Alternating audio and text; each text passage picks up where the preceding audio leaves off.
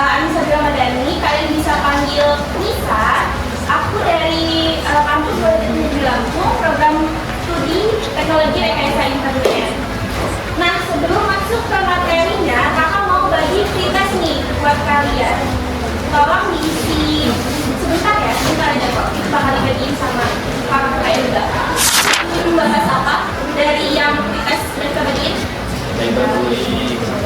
Nah, untuk menjawab materi apa yang kita tampilin, tolong ya teman-teman buat minta perhatian sebentar. Kakaknya mau presentasi dulu. Nah, untuk baik teman-teman semuanya, Assalamualaikum warahmatullahi wabarakatuh. Gimana? Masih semangat pagi ini? Ini udah pada ujian ya, berarti masih libur ya? Apa baru mau libur? Baru mau libur? Kelas berapa ini kalau boleh tahu? 12/7. Oke, sebelumnya di sini saya dari Politeknik Negeri Lampung. Perkenalkan, nama saya Maulana Rizky Ramadhani, biasa dipanggil Maulana.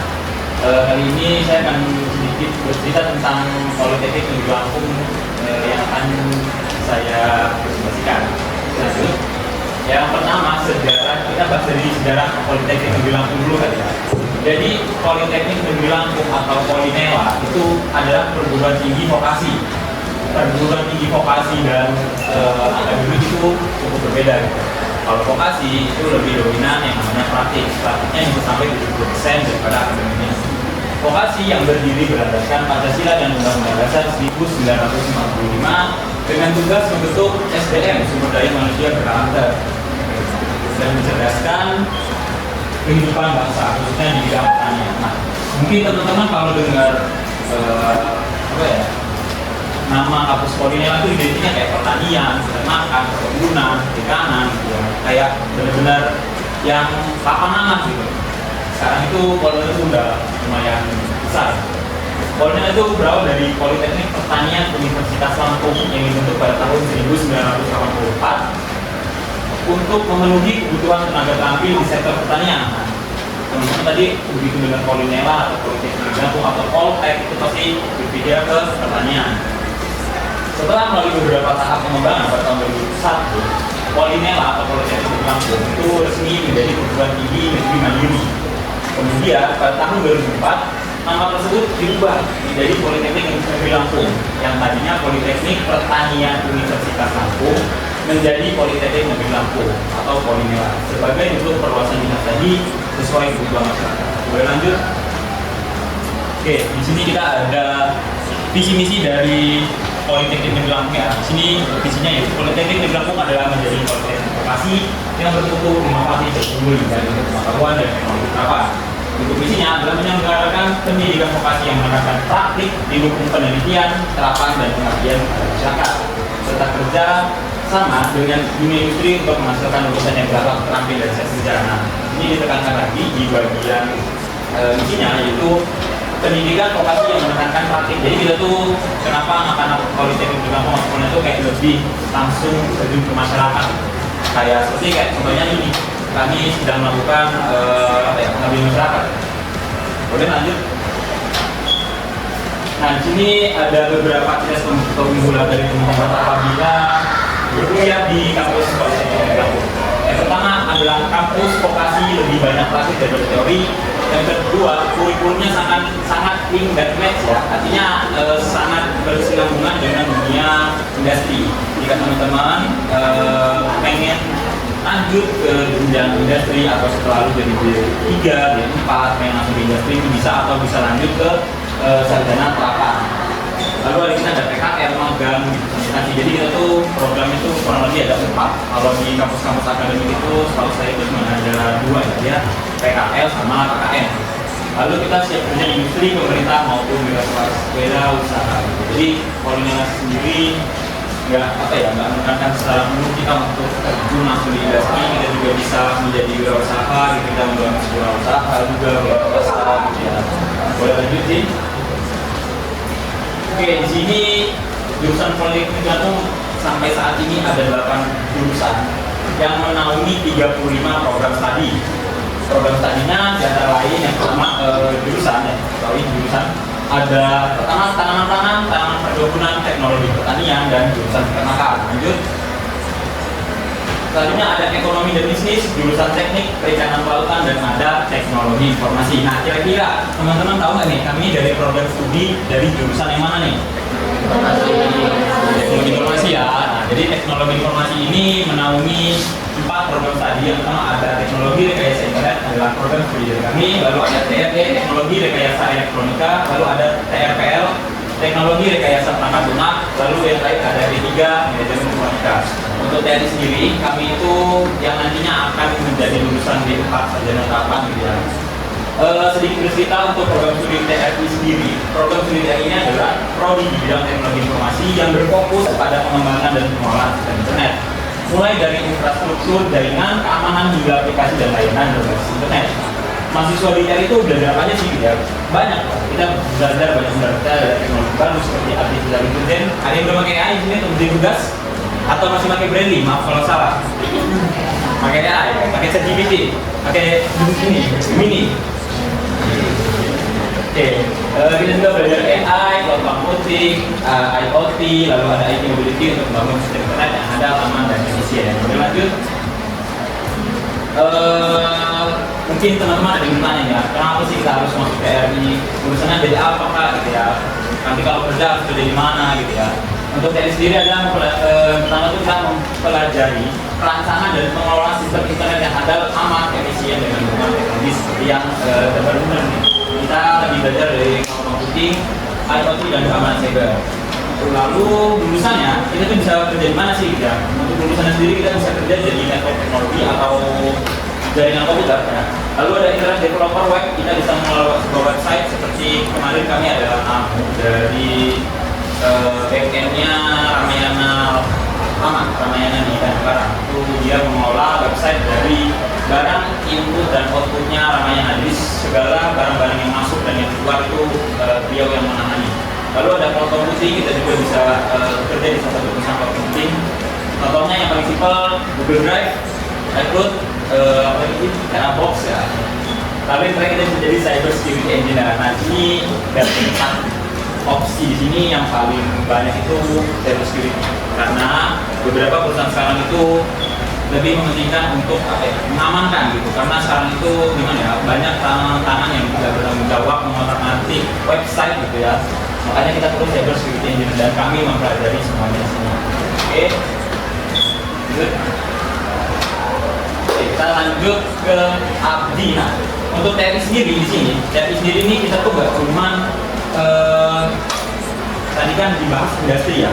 Di industri ini kita itu sudah banyak beberapa rekan-rekan ya yang nantinya itu siap menampung lulusan dari D4 teknologi rekayasa internet. Lanjut, kita mengenal ABDI nih. Apa sih ABDI? ABDI itu adalah Asosiasi Penyelenggara Jasa Internet Indonesia. Lanjut, ABDI sendiri ini apa sih gitu ya? Kenapa bisa kita tuh harus rekan kerja dengan ABDI? Apa sih keuntungannya untuk TRI sendiri? Ya? ABDI adalah organisasi yang berdiri pada tahun 1996. Ya. Tujuan utamanya adalah menyatukan perusahaan-perusahaan penyedia layanan internet atau ISP. Ada yang tahu ISP? Ada yang rumahnya pakai WiFi? Udah masang WiFi? Masang apa? Bisnet, IndiHome, layanan publik. Nah, itu adalah salah satu ISP, yaitu Internet Service Protocol atau penyedia layanan jasa internet. Mereka itu dinaungi oleh ABDI, Asosiasi Penyelenggara Jasa Internet. Simpelnya itu kayak Bisnet IndiHome itu meminta apa ya, izin untuk saling berkomunikasi. Bagaimana caranya kita bertukar pesan, berkirim voice note gitu ya, kita mengirim email. Bagaimana caranya kita ngirim dari kali Anda itu pesanan sampai ke Natar, sampai ke Tanjung Karang, sampai ke Jakarta. Nah itu ditangani oleh ABDI. Simpelnya seperti itu. ABDI sendiri itu membangun dan mengelola Indonesia Internet Exchange atau IX, pusat pertukaran data nasional. Nah, ini pusat pertukaran data nasional yang memungkinkan traffic antar ISP. Nah, ISP yang ditangani oleh ABDI seperti Bisnet yang tadi itu ditangani oleh ABDI. Tapi kalau melalui jalur internasional sehingga lebih lambat dan mahal kan. Nah, kehadiran IX atau Indonesia Internet Exchange membuat internet Indonesia itu jauh lebih cepat dan sangat stabil. Kalau teman-teman boleh searching nanti di rumah ya, kalau udah boleh cari di Google itu submarine.com. Itu teman-teman bisa lihat kabel-kabel di bawah laut yang mengarah ke Singapura, ke Malaysia. Kabel-kabel yang ada di bawah laut punya perusahaan yang mengarah ke Indonesia itu pasti jaringan lebih cepat. Contohnya Bisnet itu ada dari Singapura tembusnya ke Jakarta, lalu di Mutun ya, kita Mutun. Makanya kenapa Bisnet bisa menawarkan harga yang lebih, cuman nggak promosi Bisnet di sini ya, teman-teman bebas pakai siapa aja. Cuman kalau dilihat dari submarine.com itu yang punya kabel bola ada satunya adalah Bisnet. Mungkin cukup sekian dari saya, selanjutnya akan dilanjutkan oleh teman saya. Ini kita masuk ke bagian peran abdi dalam Zoom. Sebelum saya bacain, mungkin saya perkenalkan diri dulu. Nama saya Nici Putra Pratama, dipanggilnya Nici.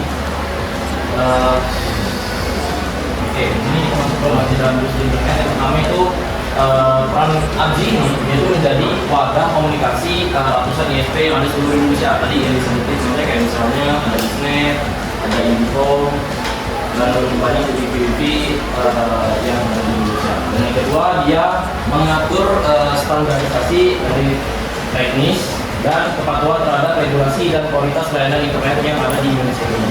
Dan yang ketiga, itu dia menyediakan pelatihan juga, workshop dan sertifikat bagi untuk sumber daya manusia di Indonesia. Sekarang kita masuk ke kolaborasi ABDI dan dampaknya bagi Indonesia. Jadi ABDI ini menjadi mitra strategis bagi pemerintah, terutama Kominfo dalam penyusunan regulasi internet, keamanan cyber, dan pusat data nasional. Dan ABDI juga itu memperluas jaringan internet ke seluruh daerah-daerah yang mungkin masuknya itu kayak pelosok ya. Dan dengan ratusan anggota ISP yang ada di Indonesia ini, ABDI itu menjadi salah satu pilar perkembangan internet nasional dan berperan penting dalam mendorong transformasi dari digital di Indonesia. Kita lanjut ke materi utamanya nih tentang anti cyberbullying dan anti hate speech. Nah, untuk penjelasan materinya kita langsung saja.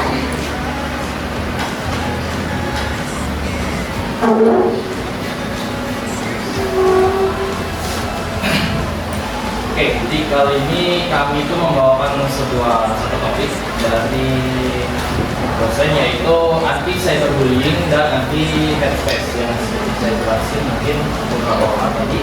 Kalau anti cyberbullying itu adalah kayak sebuah bullying yang biasa, gitu ya, bullying biasa yang terjadi bisa kayak di sekolah, kayak perhubungan atau mungkin kayak semacam gitu, tapi dia bedanya itu di media sosial. Dan kalau anti hate speech itu adalah ujaran kebencian, kayak misalnya dia lebih ke si identitas orangnya. Jadi kayak misalnya ada hate speech, dampak cyberbullying, dan hate speech, dan deteksi komentar toksik, dan juga ada cara melapor dan mencari bantuan, dan juga ada peran kita sebagai warga digital, dan juga etika komunikasi di dunia digital, dan juga hak dan kewajiban pengguna di dunia digital. Dan di sini saya akan mempresentasikan pada bagian yang pertama dulu, yaitu apa itu cyberbullying. Jadi di diskusi sederhananya tadi, yang seperti saya bilang, cyberbullying itu adalah sebuah bullying biasa yang terjadi di dunia maya, di sosial media. Bisa juga kalau mungkin buat yang cowok ya, kayak misalnya main game online, itu juga bisa terjadi cyberbullying. Dan bentuk tindakan bullyingnya tuh misal kayak misal kalian yang cewek nih sering post foto di sosmed, di IG, TikTok. Nah, bentuk cyberbullyingnya itu kebanyakan orang mungkin akan menghujat, ngolok-ngolok, atau misalnya kayak pokoknya cantik banget sih, kurang lebih seperti itu. Kalau misalnya yang bisa dia, kalau yang di game online ya udah pasti lah cowok tahu gimana rasnya dalam permainan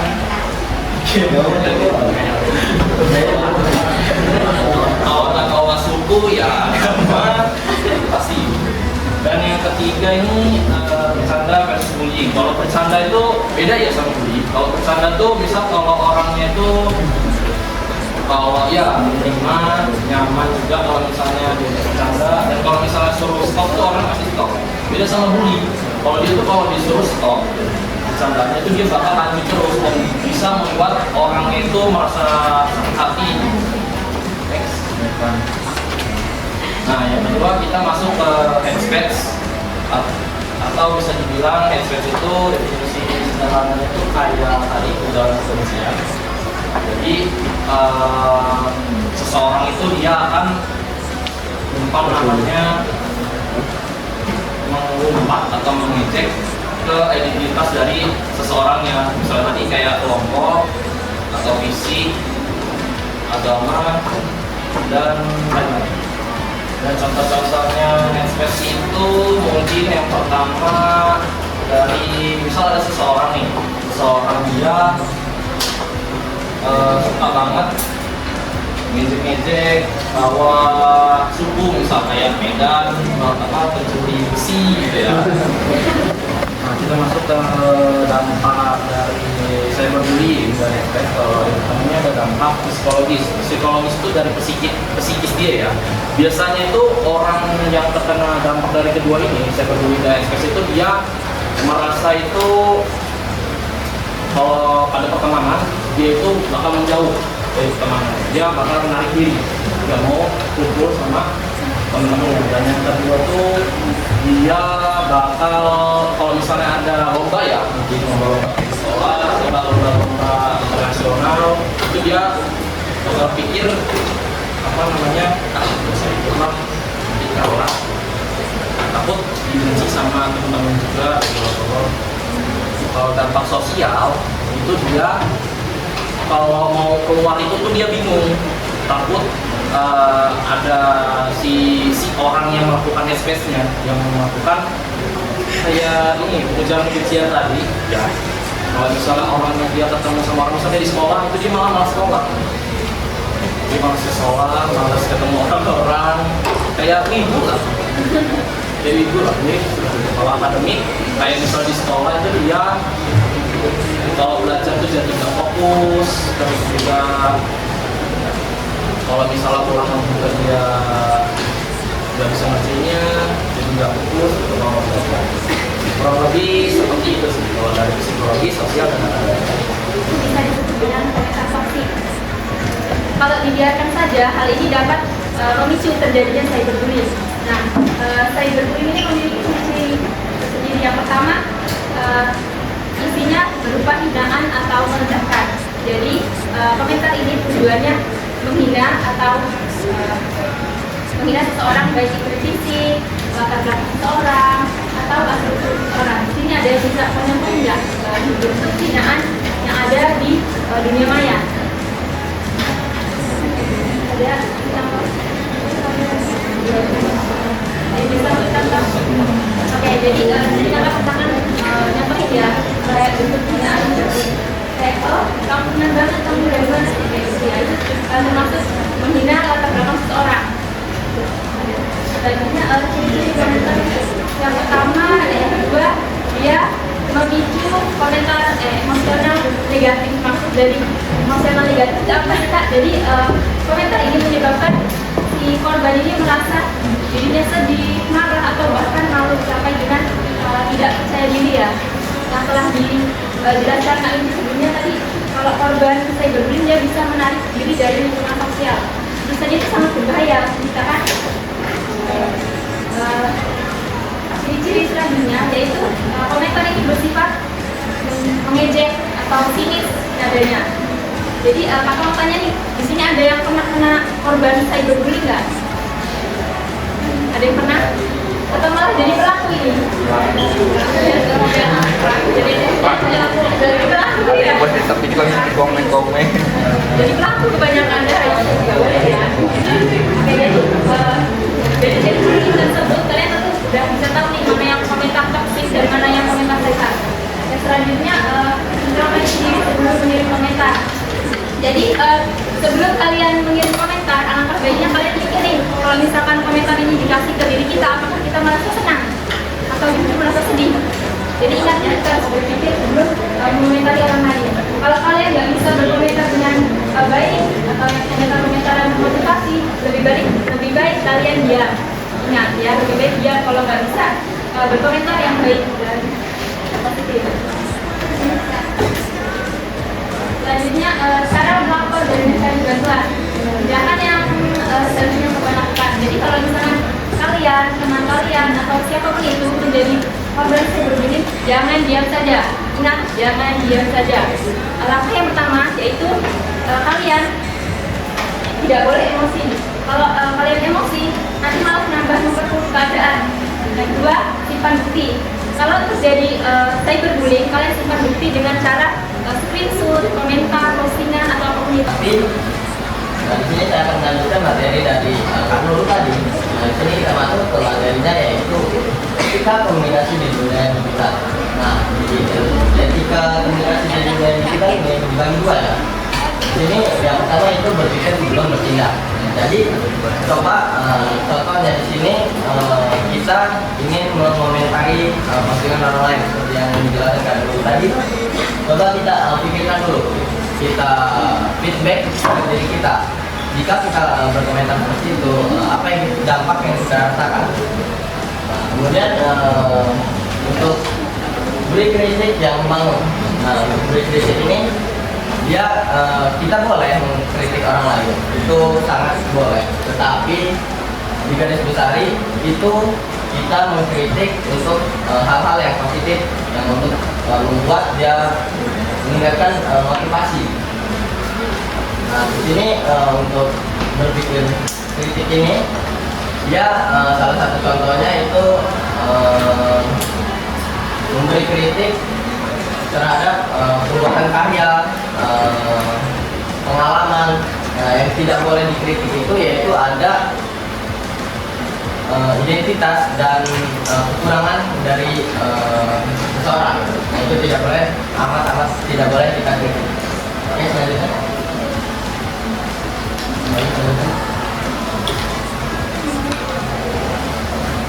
Nah, ini untuk hak dan kewajiban pengguna di dunia digital. Nah, untuk hak ini dia sudah diatur undang-undang yang ada undang-undang yang mengaturnya. Nah, untuk hak yang dapat kita gunakan di dunia digital ini yaitu salah satunya yang pertama hak kita itu ingin terasa aman di dunia digital. Nah, yang kedua itu kita bisa dihargai sebagai manusia. Kemudian untuk kewajiban kita itu contohnya yang pertama pengguna digital kita harus tahu cara bagaimana orang menilai kita, kewajibannya itu. Nah, dia di Indonesia ini sudah diatur dalam undang-undang. Itu yang pertama ada undang-undang UU ITE atau undang-undang informasi dan transaksi elektronik. Nah, yang kedua ada UU PDP atau undang-undang perlindungan data pribadi. Nah, ini sudah akhir dan berikan kepada